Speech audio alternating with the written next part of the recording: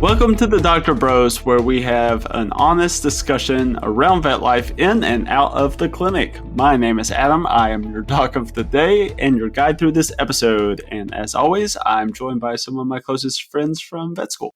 Hey, this is Chris. I'm a GP in North Carolina. Hey, this is Jeff. I'm a veterinary dermatologist in Louisville, Kentucky.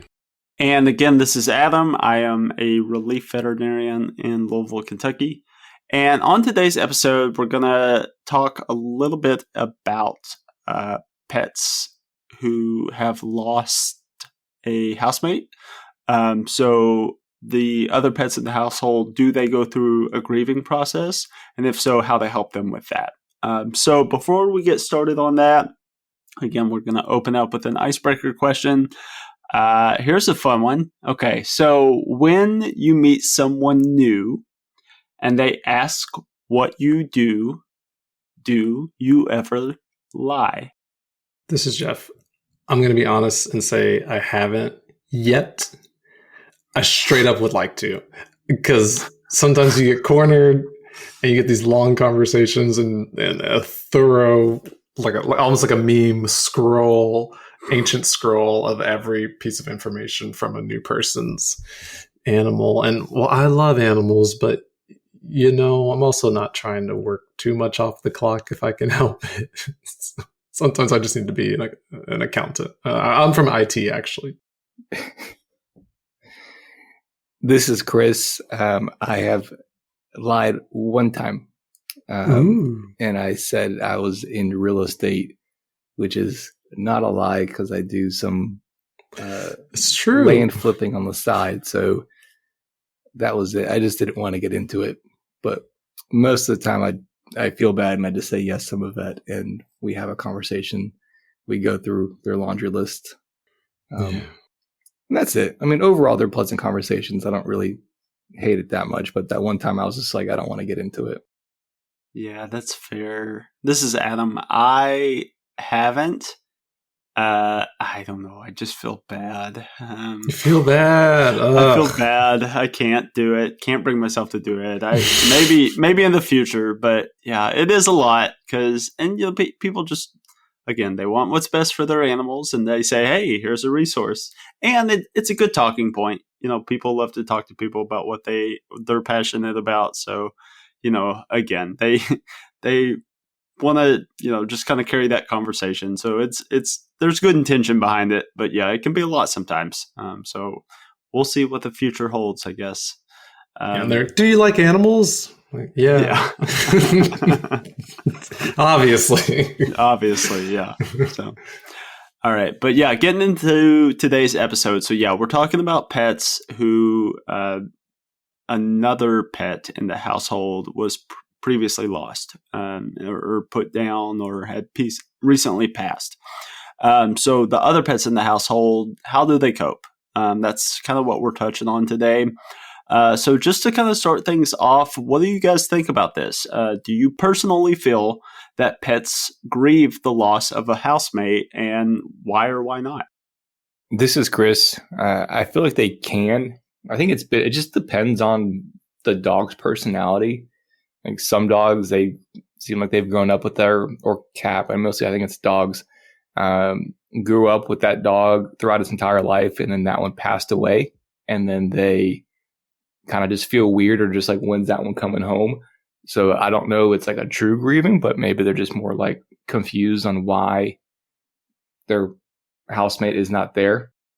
Yeah, this is Jeff. I mean, I think absolutely they do. But kind of like Chris mentioned, it does depend on the dog, because if there were two pets in the home and they didn't have a good relationship, I've definitely have clients who said like one passed away and the other one was like more active, actually almost seemed like more interactive with the family, and cautiously excited. Perhaps they didn't have the best relationship, but then I've definitely heard the opposite too, like the other pet. And that's a difficult thing that we have to kind of assess as veterinarians. It's like, is the other animal more lethargic, or are they experiencing depression? Because we really don't get a lot of quote unquote mental health care training in veterinary school. Yeah, and that's a great point. That's obviously very tough, because the biggest thing is our patients don't talk. So, again, we can we can see their skin and be a dermatologist. We can run lab work and be an internal medicine specialist, or even just a GP that does those things. We can do surgery. We can tell when they're limping or painful on a leg, but we can't ask them how they're feeling. They kind of hide that stuff from us because they can't talk. So it's an interesting topic, and it's one that is tough for us to know for sure. Again, we kind of have to look for those signs that a people or a person would show in those types of situations. So they may be a little bit more withdrawn or just kind of more quote unquote mopey. But the one thing I do caution with that is don't automatically chalk that up to depression or, them grieving the loss of a housemate, because there may be something going on with them internally that needs to be explored. So, that may be a sign that, they need to be seen and have blood work done or, other tests done to kind of make sure nothing else is going on. But yeah, I agree. I think that pets can grieve, in terms of to what extent, again, I think it's very much on a pet to pet basis. But I think it's something that can happen, especially after the loss of a housemate that maybe they were really close to or was around their whole life. So, going through this process and, with pets potentially having some grieving of the loss of a housemate, what are some things that you feel like we could potentially do, maybe more so from like a homeopathic standpoint and things we can do at home to kind of help manage that? This is Chris. I've had one way I've seen it managed is I've had clients bring the housemate to the euthanasia. I've had a client ask, is this weird? I'm like, it was recently this happened. They asked if it was weird. And I said, no. It's not the most common, but we do get it quite often where people are like, hey, can I bring my dog to the euthanasia? And I said, sure. It's a way for them to kind of cope and definitely bring them along so that way they can go. Is every dog the best for it? No, some dogs are bouncing off the walls and don't really understand what's going on. And then you have other dogs that are kind of like, hey, this is weird. Like my sister or brother is just acting weird or something weird is happening and they kind of pick up on it. So it just depends on the dog. And then from a like homeopathic thing, you can do things like the thundershirts or even the pheromone. I know they have like feel away for cats, but like the dog version of those pheromones to kind of help calm them down and help them feel better. Adaptil, that's what it is. Thank you. So yeah, those are good. And then keeping things that the other dog liked, like scent-wise bedding, I think that does help out with them. This is Jeff, and the things that popped in my head were just two things. You can consider additional general enrichment for the pet, so playing more games with them, getting them toys that will stimulate them, like things that have like little treats hidden in it so that they are more busy in general in the day may help them. Just stimulating their brain could probably help with general boredom, but also keeping their mind busy, just like you may be busy because it's a sad thing for you as well. And also more exercise. So if you didn't do as many walks, you could add a walk to your day with that pet, or you could add in going for a run with them, doing more exercise with them, take them for a swim if they've never done that, do something new with them so that they are busy, and hopefully that additional interaction will help them cope with their situation a little bit better. Yeah, the one thing I'd add in addition to that, I have seen where people will use like the bedding or the collar of the deceased pet to have around, or like a favorite toy of the deceased pet to have around, just to kind of have their scent around, just to make the housemate feel a little bit more comfortable. But yeah, everything you guys said are great. Chris, I actually had one recently, a euthanasia recently, where they brought their other dog as well. I've had a couple of those before. I will say the one thing with that, I do agree. I think that's perfectly normal and perfectly fine if people want to do that. The one thing that I would say with that is just don't expect too much from that other pet. Don't expect them to get too involved overall, I guess is what I'm saying. Because, again, they don't really know what's going on. It's kind of tough for them to know what's going on with the situation. Certainly, I think having them present is a great thing for them if you feel like that's good for you and good for them, because that may help you having them around as well. But, again, I don't expect too much from them in a sense of how they're going to react, but just having them around can certainly be beneficial. So another big thing I get from clients when they have, their other pets after the loss of another pet in the household is, do you think that the housemates need to be on any sort of anxiety medication to help them through the grieving process? So what do you guys kind of feel? And again, we're kind of talking broad here. Obviously it's all a patient-to-patient basis, but what do you feel about that, in terms of anti-anxiety medication for grieving patients? This is Chris. I say it just depends on a case-by-case basis. And I always tell people, your pet's better than we do. If you think you need it, we can definitely give them something to help out with it. A lot of times we'll just say, see how they do. And then if they need it, then we'll get you something to help out with some anxiety or separation anxiety going on.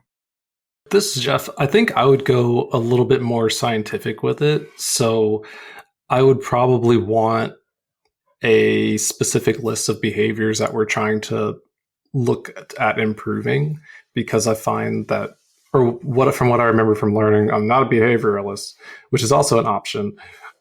I would want to see, are they having really significant abnormal behavior that seemed to occur right after the passing of the pet? Are they urinating or defecating in the house? Are they really acting out and now acting with more aggression? Are they biting? Are they having really bad behaviors that we can document and look for improvement with? And then considering starting them on a medication for X amount of time and looking for improvement. Are we starting something for a month or two and looking to see some of those get better? And on the note I mentioned, behavioralists, not that everything has to be referred, but that if things are getting really bad and you're seeing really abnormal, really concerning behaviors, that let's say you've maybe ruled out other obvious things and you think it really is behavioral, then it might be worth considering even a telemed visit with a behavioral specialist to see if you haven't, if there's some stones that haven't been unturned, and then potentially considering those medications depending on your level of comfort with them, because mine is minimal. Yeah, those are great points. Like Chris said, case by case basis for sure. And then like Jeff said, again, just approaching that almost from a run of the mill typical anxiety consult. Are we showing the signs of a dog or a cat that is experiencing anxiety, and do we need potentially to start on some of these medications, either short term or potentially something long term, or again, referral to a behavioral specialist, because that is certainly an option as well. And I don't think that's a bad idea. One, to get the patient evaluated, but also for the owner's peace of mind, from the owner's standpoint of wanting to do what's best for their other patient, and if they feel that the pet is grieving and is having anxiety from that, speaking with a specialist is certainly the way to go, to kind of get your questions answered and make sure that your patient or your pet is receiving the best quality care. A little bit of a go-between as well from some of the more homeopathic remedies and medications. Sometimes I have done things like they have the calming chews, calming treats, also CBD oil. You got to be kind of careful with CBD oil. There's not a lot of regulations on it, but as long as you do your research and you have a good product that you trust, I have seen some benefits of that as well. So a couple of other options with that. Lastly, probably the biggest question I get, or the question I get asked the most in these situations where we have someone who recently lost a pet and is dealing with potential grieving or anxiety of the other pets in the household is, do you feel like bringing in a new pet would help with that anxiety or help with that grieving process? What do you guys kind of feel about that? This is Chris. I'm in the same kind of, it depends. Some dogs will do great with another dog coming in. Some dogs will just do terrible and not want something else there. So yeah, it just depends on their personality. I know some dogs, if they're missing somebody and need a buddy and they just want someone else to hang with and they're super friendly, they'll probably benefit from a new pet. And it also depends on how fast you get it. Like if you do it and the next day get a new pet, that's probably, at least in my opinion, a little too soon. But if you can tell it might help them out, then yeah, go for it. Yeah, this is Jeff, and I don't necessarily disagree with any of that. I would say I worry very much about the risk of what if it goes really poorly. So, like some cats do not like to be around other cats, and some are really friendly. Same thing with dogs and vice versa. So I agree with Chris, if you have a very, let's say, happy-go-lucky lab that just has never met a stranger in its life, human or dog, and is really, really good with other animals, then that might be a good time to that might be the correct pet to consider an addition of a pet. But I think it's important to look at the full picture of also, what's your whole life look like? What is your lifestyle? Are you ready to take on a new animal? Does it make sense for your financial situation? Because new puppies also are not inexpensive. So does it make sense for you and the family as a whole to potentially introduce a new pet? And if it does, and you have a great animal, cat or dog, that tends to be extremely friendly with others, you can try slow introduction. You can try fostering and seeing if it makes sense for you as a trial period. Because I'm always so worried about the cases where if it doesn't go well and you've already named and become really emotionally attached to the new animal in the household, it's really, really hard to then separate them from the house or rehome them because you feel like they're part of the family. So I would just say move with extreme caution. It can be good, but it could be very not good. I think you guys make some excellent points. I think it really depends on the pet, if they'd be open to that. I mean, kind of think of it from the standpoint of take that part of the equation out, like take the loss of a housemate out of the equation. Would this dog, would this cat be open to a new pet in the household, just at their normal routine self? Because if the answer is no, then the answer is probably going to be no in this situation as well. Because now they have potentially added stress on top of the fact that there's another new stressor in the household. So you got to kind of look at it from their personality and how you feel like they're going to mesh and get along with a new pet in the household. I wouldn't automatically jump to that as a filler or as a replacement or as something new to kind of help them through that, because it may help, it may not. It really depends on the pet. And this is Jeff again. One other thing I was going to add to that is think about the new pet that we're introducing to. Are they a young puppy and you had two old dogs as an example, and then one old dog passes away and you're reintroducing new puppy that might be a really big strain on that dog who's used to being the old man, old woman in the house, and now they're dealing with this really high energy young puppy? Or in that scenario, would you consider maybe finding a home for or becoming a home for an older pet who's a little bit more chill and maybe would interact on the same energy level as the new pet? That could be another way to reintroduce somebody if you're quote unquote trying to add something similar that might be a little bit more manageable. Yeah, good point. So touching on this topic hits a little close to home for me. Few years ago, probably about 4 years ago, we lost our golden retriever. When I went to vet school, I brought my little Yorkie Chihuahua mix named Indy. My wife brought her golden retriever named Emma. and they were best friends. They did love each other, and they would wrestle, and Indy would always sit on Emma's back when she was laying down. It was just their comfort spot. He had a broken leg, so it was perfect for him to kind of prop up on her back so he could kick his leg out. And he eventually had to have that amputated, and he's done great since then. But about 4 years ago, we lost Emma. And as far as Indy's grieving process, honestly, I feel like he took it pretty well.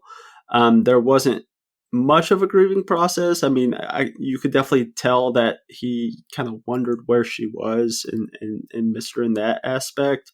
The biggest thing that probably kind of distracted him from her passing was that our daughter was born about a month before she passed away. Before Emma passed away. So there were a lot of changes that happened all at once. And so I feel like that kind of distracted Indy as well. So he didn't really have a lot of the signs that we see with the more advanced grieving process, but there was definitely some degree there. So, I definitely find it an interesting topic, again, because it's not something that we can just ask them, hey, all right, how are you feeling? It's something we really have to do a little bit deeper digging into finding out, how they're feeling and if anything needs to be done for them. So before we round out this topic, do either of you have anything else you'd like to add? Yeah, I was going to ask Chris, this is not the exact same scenario, but I remember when you had Lily and Dyson, like your two pups, back in vet school, and at some point Lily had to get rehomed to your parents. Since animals can't really know the difference, do you feel like Dyson grieved not having Lily around? I think it's the same boat as Adam, is because we just had our oldest daughter and all that commotion just happened. So Dyson didn't really seem phased at all. But Lily went to go live with our in-laws, and when we ended up, we would see them when they were down in Florida. We'd visit them, and Dyson and Lily would just go back to playing like nothing ever happened. And then now they are up in North Carolina with us, so Dyson just hangs out with them whenever we go on vacation. So they've always seen each other now for forever. So they still hang out and do stuff. So, but he doesn't play with her as much as he used to now. But again, they're all way older, so I don't know if that's the thing, but yeah. They all do, but they do just fine. But yeah, no, he didn't really seem phased at all. So I think again, it would have been different if we didn't just have a kid. So I think the same with Adam's boat is just like, there's a new human in the house now. So this is kind of taking my attention, and that also took our attention away. So I don't even know if I would have noticed at that point, because busy. I was probably tired, or something. So who knows? As you all know, that was the craziest week for us. So yeah. Yeah. Fair enough. Well, that ended kind of heartwarming. I love it. Happy ending. So, yeah. But yeah, so just to kind of round out today's episode, we'll end with another fun outro question. So what is a food that you used to hate, but now you like? And I actually want to start with this one because we formed this question before this episode, and Jeff actually provided my answer for me because I didn't even remember this. But the food that I used to hate that now I love is hummus. I used to hate hummus. I hated it, hated the look of it. I hated the smell of it. I hated anything. He even brought up one time, like I was over at my now wife, girlfriend at the time, Allison's house, and I could tell she ate hummus, and I was like, just sit over there. I don't want to smell your breath. I can't with the hummus. And there was one day that there was literally a day where like I told them before we started recording, God flipped a switch in me and was like, now you like hummus. And like JT had made hummus, and I sat down. Yo. And you probably had those little pita chips that you always got. the little pita bread things. Yeah. And I just tried it out of nowhere, and I tried it before and not liked it.